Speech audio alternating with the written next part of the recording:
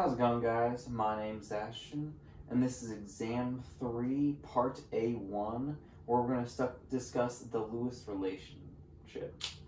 And then to start, what we're going to do is we're going to find the Nesslet number and the Sherwin number. So we know that the Nesslet number is going to be equal to our heat transfer coefficient times some specified length, d, all over our thermal conductivity. Then we know for the Sherwin number that it's going to be our mass transfer coefficient times our specified length d over our mass diffusivity coefficient. So what we also know from my previous video is that these relationships also can be applied to our Reynolds relationships. We have some coefficient A multiplied by our Reynolds number raised to the power B, and then we had for the Nesslet number we had it multiplied to the Prandtl number to some power C, while for the Sherwin number we had the constant A times our Reynolds number raised to the power B times our Schmidt number raised to some power C. And then those coefficients actually happen to be exactly the same. So what we can do now is we can further define our Prandtl number and our Schmidt number, I should say. So for our Prandtl number, we know that it's going to be our viscosity over our density times our thermal diffusivity. And then for our Schmidt number, we know that it's going to be our viscosity over our density, and we're going to multiply that by our mass diffusivity constant. And then when we look at those two, and say we want to take our so for our Lewis number, we know that it's going to be our Sherwin number over our Prandtl number. So if we have our SC over our Prandtl number, so our Schmidt number, I should say, over our Prandtl number, we know it's going to be our viscosity times our density times our mass diffusivity constant multiplied by our density times our thermal diffusivity over our viscosity, and then those viscosities will cancel and the densities will cancel, leaving us with our thermal diffusivity over our mass diffusivity constant. This right here is going to be our Lewis number.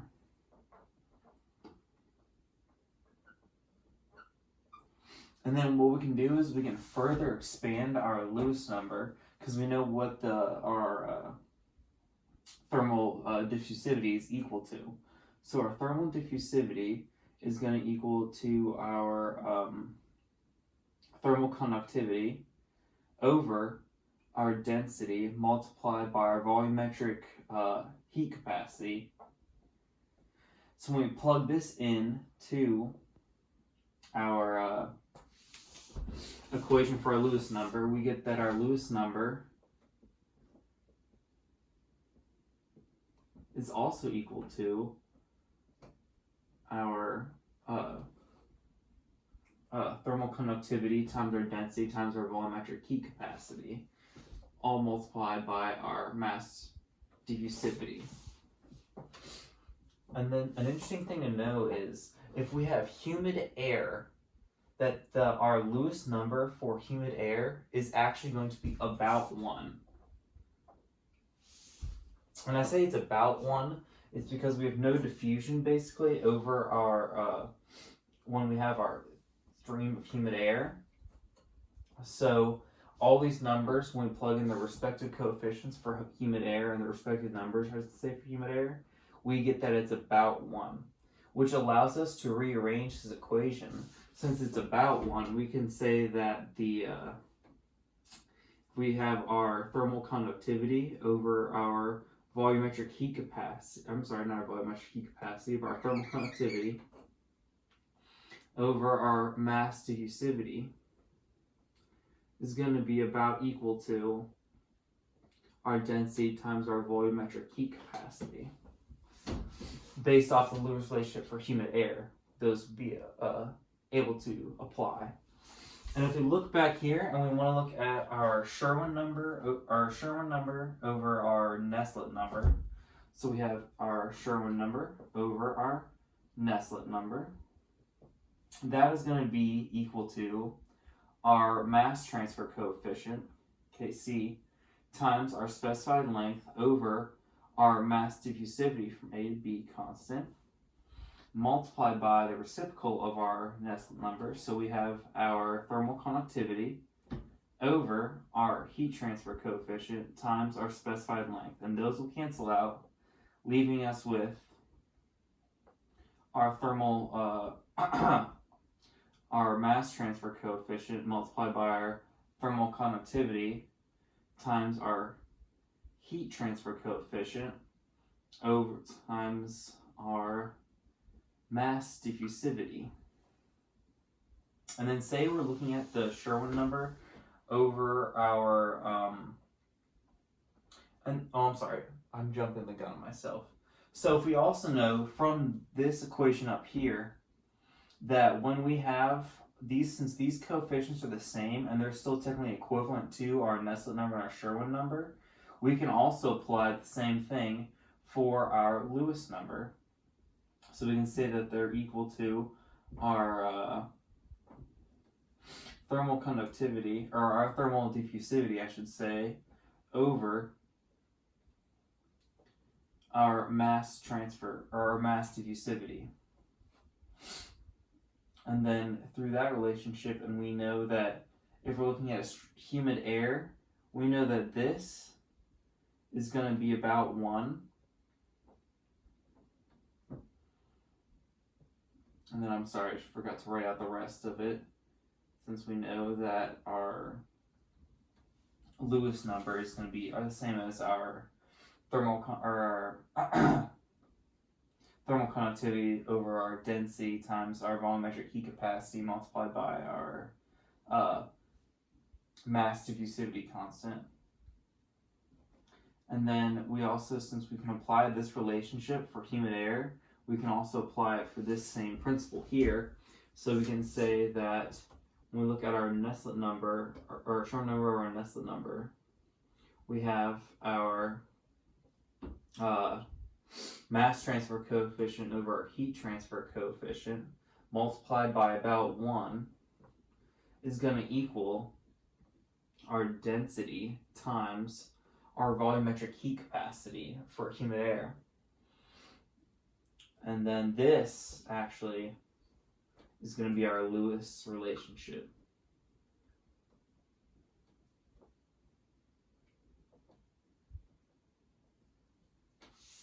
Between our mass, or our, between our mass transfer coefficient over our heat transfer coefficient equal to our density times our volumetric heat capacity.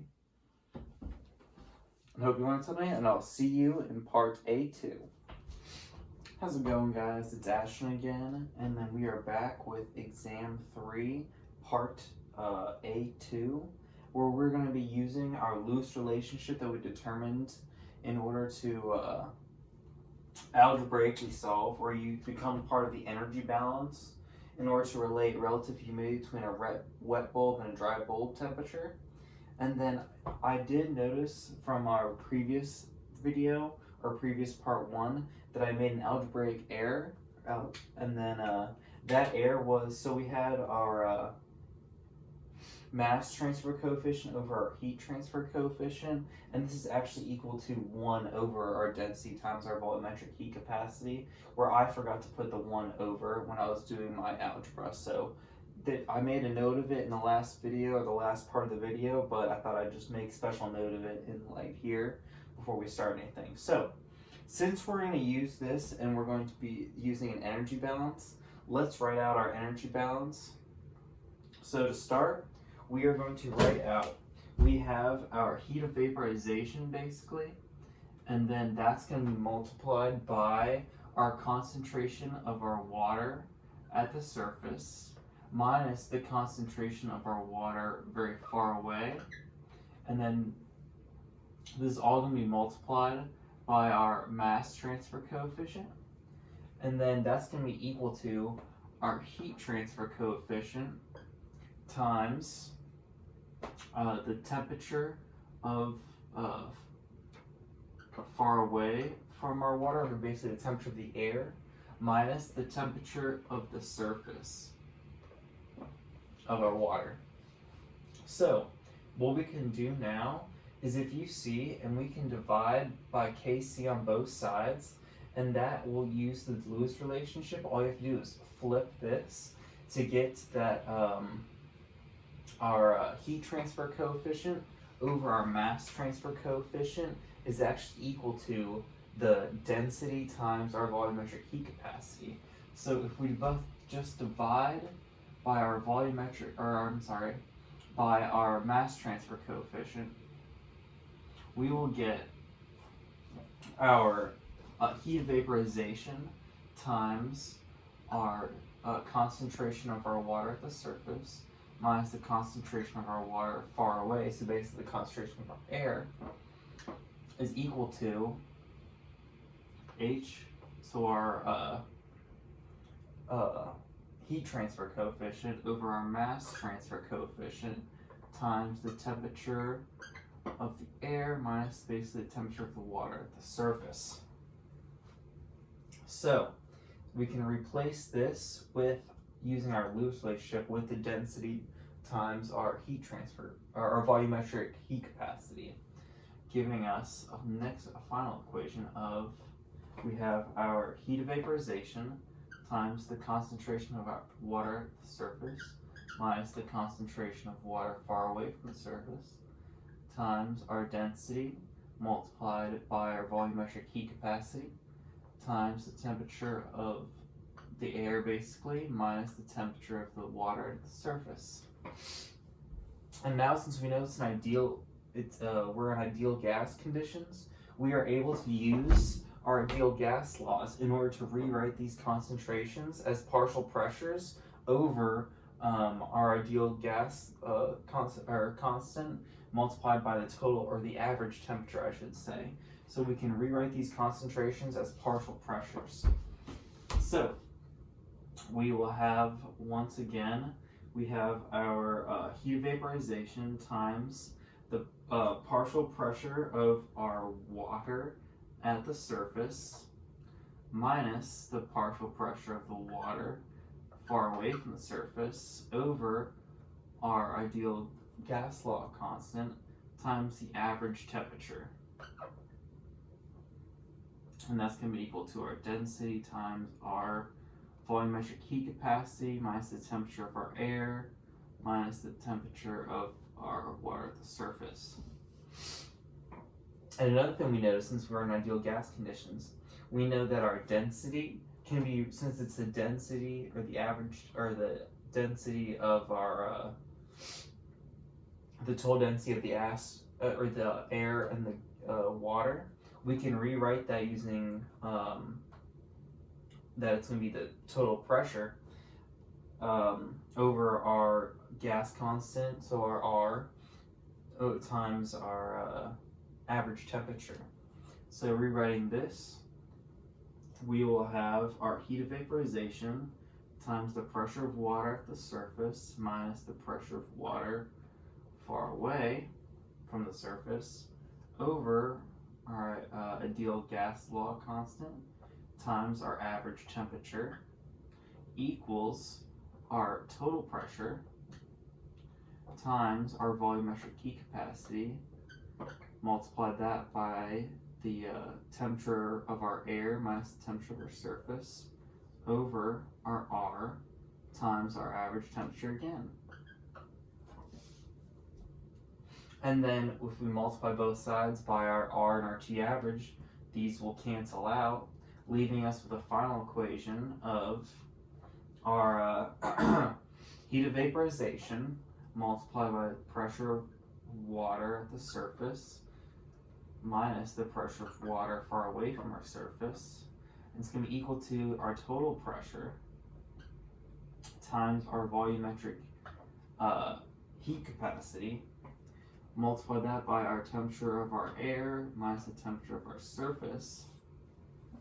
And then the way we can relate this in to our relative humidity from wet to dry bulb temperature, we can say that our RH, so our relative humidity, is going to equal the pressure, or the pressure of water. So our PW, our pressure of water, over the pressure of water saturated at the temperature of our water. And then this will allow us to next go out and solve for the relative humidity from a wet and dry bulb temperature, which I will explain in the next video. But I hope you learned something, and I'll see you in part 3. How's it going, guys? My name's Ashton. This is Transport 2, Exam 3, Part A3. And in this discussion, we're going to be talking about the relationship between the wet bulb temperature we did in the previous video and then the adiabatic saturation temperature. And then for this adiabatic saturation temperature situation, we have this infinitely long tube, and then since adiabatic, it's going to be perfectly insulated, so no heat can escape or enter in through the tube. And then we have a mass flow rate of air entering the tube, as well as a constant flow at a constant temperature of water going across the bottom of our tube. And then it's going to be at some inlet temperature of Tn, and the pressure is going to be just the pressure of our water.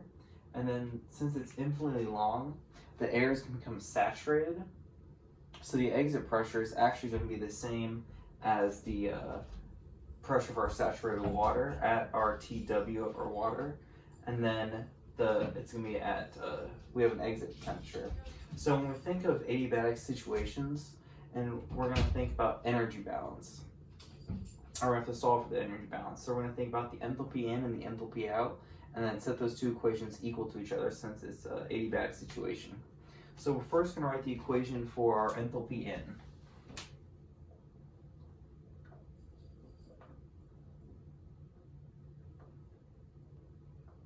And then to start for our enthalpy in, we're going to start with our mass flow rate of our air.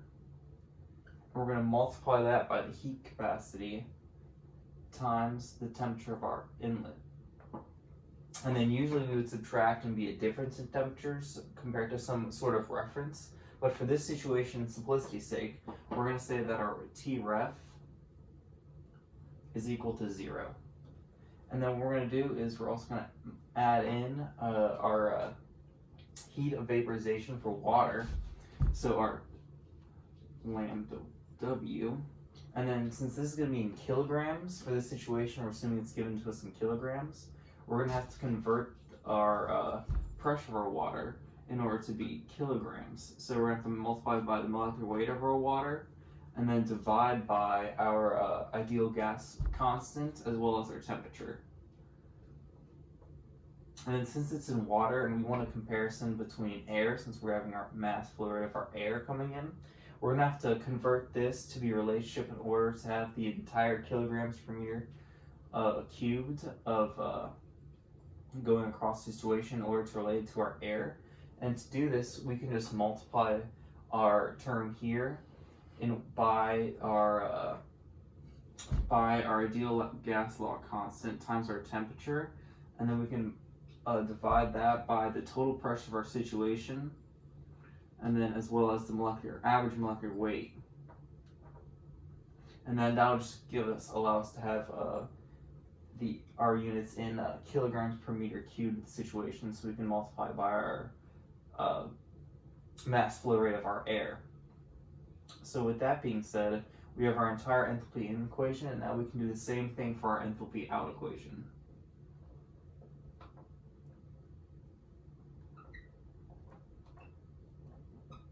So similarly, we're going to have our mass flow rate of our air we're going to multiply that by our heat capacity, but in this situation, since we're looking at the outlet, we're going to multiply that by our T out, and since there's no reference temperature, there's nothing to subtract or no difference, or the reference temperature is 0, I should say, so it would be matter.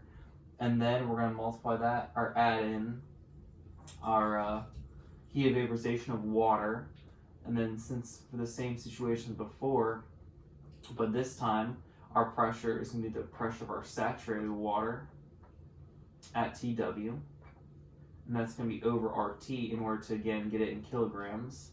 And then since we want it to use, since we're looking for air in this situation, because we have a mass flow rate of air, we want it to be in kilograms again, but this time we don't want it to be in water, we want it to be in terms of air. So we can do the same thing where we multiply by the gas constant times our temperature over the total pressure times the average molecular weight in order to allow us to get into kilograms per meter cubed, and then get us to where we can multiply that by the mass flow rate. So we're going to have our RT again over our P total times our average molecular weight. And then if you notice in these equations, our gas constants and our temperatures will actually cancel out. And now with those canceled out, we can actually set our enthalpy in and our enthalpy out equal to one another. So we're going to have our mass flow rate of our air times the heat capacity times our temperature out, or temperature in. We'll start with the enthalpy in first, plus our heat of vaporization for water multiplied by the pressure of our water times the molecular weight of our water over our total pressure times our average molecular weight, and then we set that equal to the mass flow rate of our air to our outlet times the heat capacity of our situation multiplied by the outlet temperature. Then we're going to add in the volume or the heat of vaporization of water times the saturated pressure of water at TW.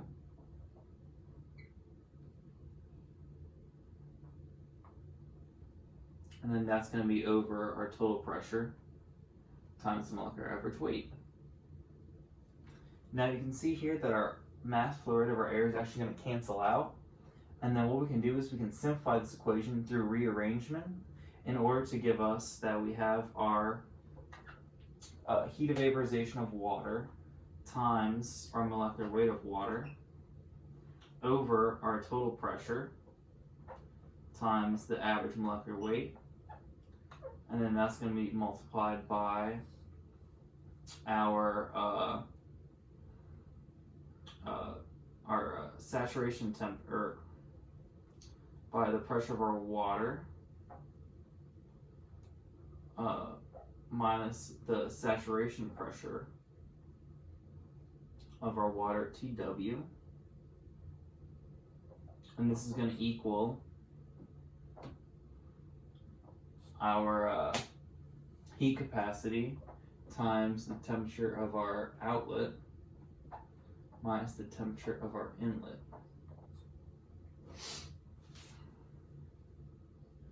And then from there, we are able to actually relate this back to our other equation we determined in for the wet bulb temperature.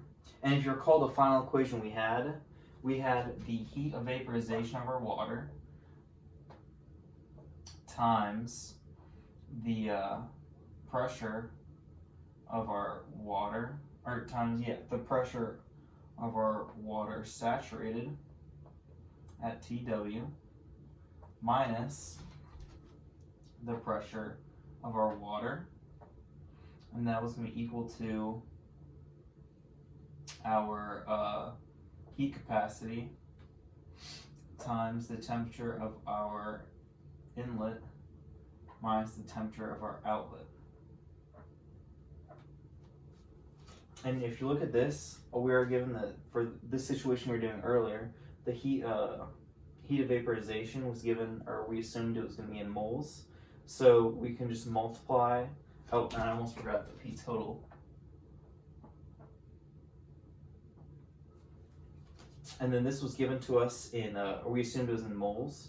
So in order to put it into kilograms, we can just multiply this side by the molecular weight, and then this side we can multiply by the average molecular weight. So we have the molecular weight of water times the heat of vaporization of our water times the saturation pressure at TW minus our pressure of our water. It's going to equal to our M average times our P total times our heat capacity. Multiply that by the difference in our temperature in minus our temperature out. And then if you see, we can divide both sides by our average molecular weight and our total pressure to give us that we have the molecular weight of our water times the heat capacity of our water, or heat of vaporization, I'm sorry, over the average molecular weight times the total pressure. Multiply that by the P, our saturation pressure of our water at TW minus our partial pressure of our water equals our heat capacity times our temperature in minus our temperature out. And if you look at this equation that we just derived here, or finished deriving from part 2, and you look at the equation we just found, we see that if we have a wet bulb temperature and we're swinging around, the exit temperature, or the final temperature of that, is actually going to be equal to the exit temperature of an adiabatic situation that we're working with. And then because of this relationship, besides these terms being flipped, but if we just flip those around, we'll have nearly an identical equation, or an identical equation to one another, which is further gives us the relationship that when we have a wet bulb temperature and we're swinging around, at the end of the wet bulb temperature is going to be related to the actual exit temperature of an adiabatic situation when we have an airflow running infinitely long tube. And now what we can do is we can apply these energy balances for the second half of this exam, and we can also use differential equations in order to relate those energy balances and differential equations to apply them to a cooling tower, and then use Python in order to solve those differential equations. So I hope you guys learned something today, and you saw the relationship between a wet bulb temperature and the adiabatic saturation temperature, and I'll see you in the next video.